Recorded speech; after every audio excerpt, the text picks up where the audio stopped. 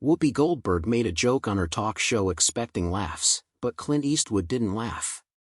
The room quickly realized this wouldn't be a typical talk show segment. Clint walked onto the stage calmly, wearing worn leather boots and a brown jacket. He didn't smile or play to the audience. He simply walked in, shook Whoopi's hand briefly, and sat down. From the very moment he stepped into the spotlight, it was clear that this interview would not follow the usual rhythm of late-night banter or light-hearted celebrity exchanges. Clint Eastwood, now in his 9th decade, has built a career spanning over 60 years in Hollywood, not just as an actor, but as a director, producer, and storyteller whose work has shaped American cinema. His presence alone commands respect, not because of loud declarations or flashy gestures, but through a quiet authority honed over decades of artistic discipline.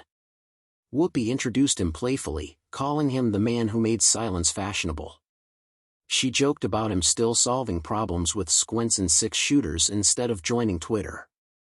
Her tone was light, meant to warm up the audience and ease them into what they expected to be a fun, nostalgic conversation.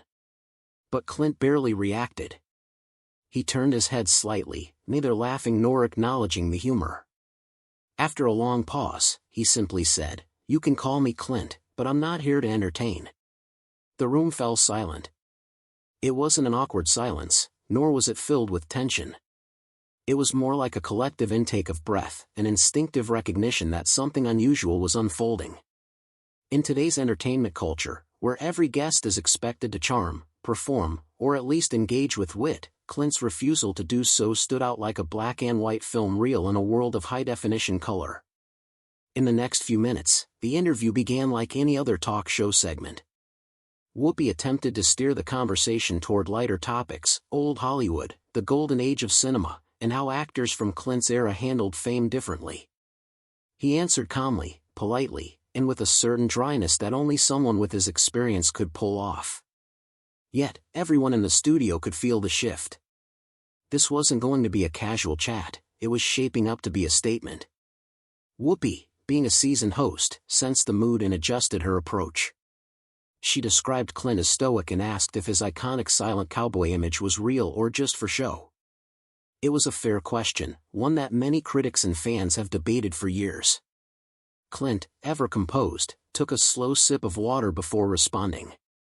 "You done?" he asked, not unkindly, but with a firmness that suggested he was ready to speak. She grinned and said she was just getting started. Then Clint spoke clearly, "Noise isn't clarity. Talking more doesn't mean you understand better.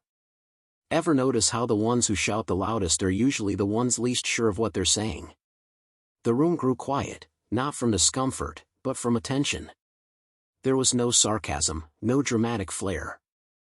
Just a simple observation delivered with the weight of someone who had seen too much to waste time on empty words. Whoopi's smile wavered slightly as she realized Clint hadn't come to win an argument, he had come to make a point. "All right, cowboy," she said softly, "I'll give you that one." It was a moment of humility, a rare acknowledgement from a host known for her sharp wit and strong opinions. She then asked when was the last time he listened to someone who disagreed with him without getting defensive. Without hesitation, Clint replied, "Right now." Someone in the audience whispered, "Damn." No one laughed. No one scrolled on their phones. Everyone was focused. Clint's response wasn't just clever, it was a reflection of his life philosophy. In a world increasingly dominated by polarized debates and instant reactions, he demonstrated a different kind of strength, the ability to listen, even when challenged. That single word, "right now," wasn't just a quip. It was a reminder that dialogue requires space, patience, and the willingness to hear another person out. When asked how he handles media criticism, Clint responded, "I remind myself public opinion has a short memory, but silence has a long echo." That line resonated deeply, not just with the live audience but with anyone watching later. In today's fast-paced digital landscape, where trends rise and fall within hours, Clint's words served as a powerful commentary on the fleeting nature of popularity versus the enduring impact of thoughtfulness.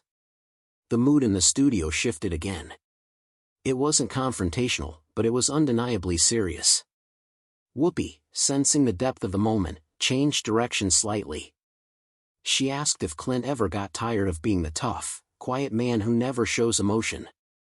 He thought before responding, "You don't let it go.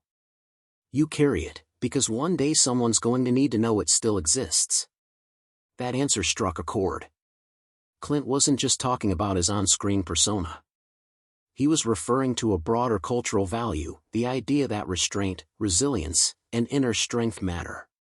In a time when vulnerability is often equated with emotional exposure, Clint reminded us that true strength also lies in quiet endurance. The audience didn't clap. They breathed. It was a rare moment of collective reflection, a pause in the noise of daily life. Whoopi, visibly moved, admitted she didn't always agree with Clint's style but wouldn't want to argue with him without backup in a lawyer. It was a humorous deflection, but it carried sincerity.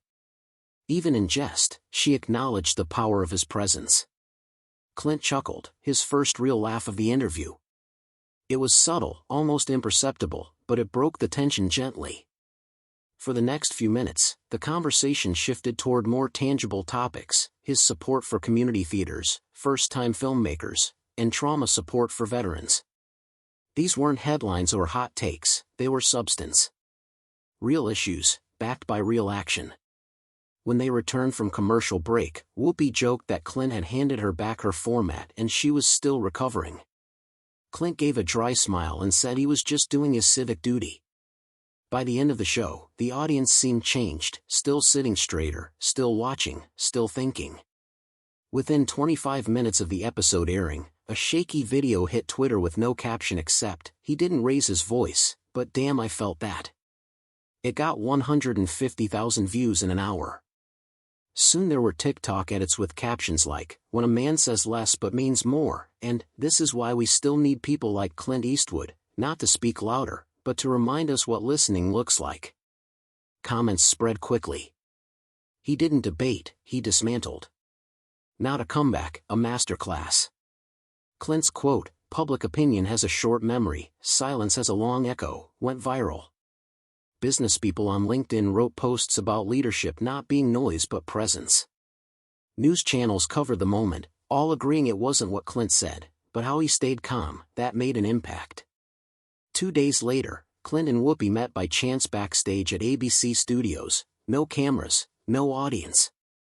Whoopi told him she'd been thinking about what he said and admitted she'd gotten too comfortable. She confessed that she forgot that asking sharp questions doesn't excuse missing the point. Clint simply replied, "You're not the first.